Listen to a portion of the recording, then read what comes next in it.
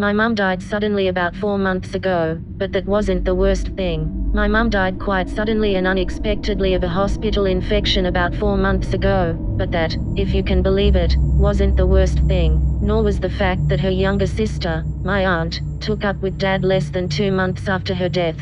The worst was yet to come. It started on a dull evening. I just had supper with my aunt and Dad, barely tolerating her bright friendly chatter about school. I went upstairs to my room as soon as I could to do my homework. I stared at my laptop screen, pretending to look at my assignment, but in reality I was swimming in grief and missing Mum. I couldn't concentrate on anything since she died. I minimized the assignment tab, and looked at the photo I used as background. It was taken a few years ago, a happy family occasion, my mum and aunt sitting side by side, so like yet unlike. My dad next to Mum and I was leaning against him. All of us was smiling. Mum had both her arms stretched out around her sister and her husband. The chat box in the bottom left-hand corner of my screen began flashing. I was mildly surprised. It was an older app that no one really used anymore. I had been meaning to delete it. And then, I froze. Mom's little image blinked in the chat box, and then the words popped up.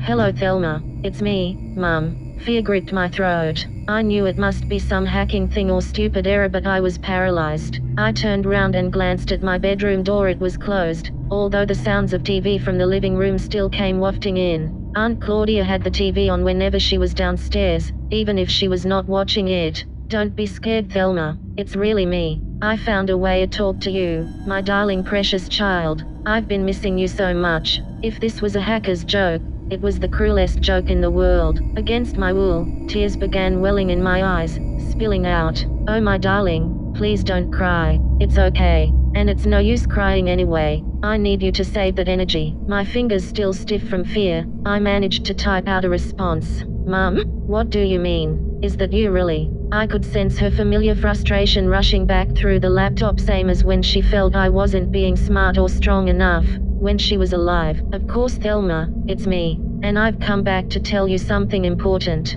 I had my own important news to share.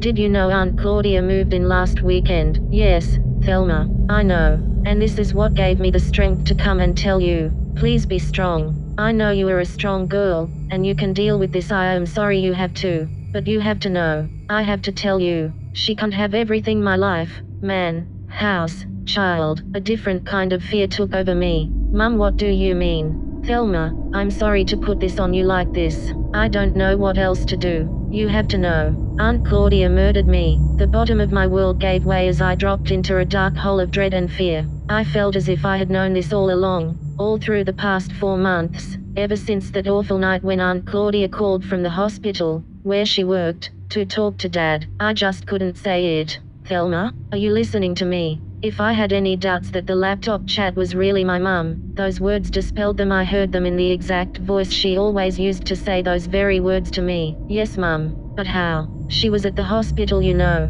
When I went in, she wasn't on my floor, but it was very easy for her to arrange for me to pick up an infection." "Thelma." The door opened and Aunt Claudia poked her head in. I gave a little scream and frantically minimized the chat box. Aunt Claudia stepped forward. "Oh honey, you look like you've seen a ghost. Are you okay?" Wordlessly I nodded. Aunt Claudia sighed. "Thelma sweetheart, I miss your mum too, but this moping isn't doing you any good. It's hurting your dad, you know. Do you want him to suffer more?" I shrugged. I couldn't speak. I looked up at her. The light was odd on her face. She looked more like Mum than ever before, but also not. "And these clothes, Thelma." She reached out and touched my black sleeve, and I flinched back as though she had hit me. She frowned and for an instant I thought she was actually going to slap me. But then she smiled and said, "I know girls your age like to wear black all over, but what do you say me and you have a trip to the mall and pick you up some nice new gear? On me. Come on sweetheart, it will be so much fun." I shook my head furiously. Tears of rage, grief, and fear splatter out. Aunt Claudia began again, "Oh Thelma," but then she stopped and went quiet. I looked up at her face. She was pale and had a horrible expression. She was staring at my laptop.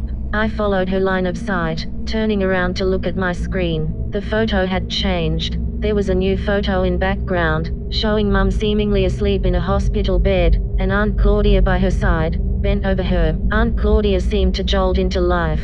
Her face twisted into a terrible snarl. She screamed, "Are you playing tricks on me?" and she lunged towards me. I cringed back in my chair, raising my hands to defend myself against her onslaught. But before she could even touch me, a bolt of electricity sprang out of the laptop, hit her square in the chest, and she dropped dead to the floor. I shrieked in terror. Dad and I had to move from that town. Losing 2 wives in 4 months isn't a good look for anyone. Even though the police combed through our statements and the laptop and the electricity up and down, they eventually had to put it down to a freak accident which happened when I asked my aunt for help to get my laptop working. Dad never remarried, and I never heard from Mum again.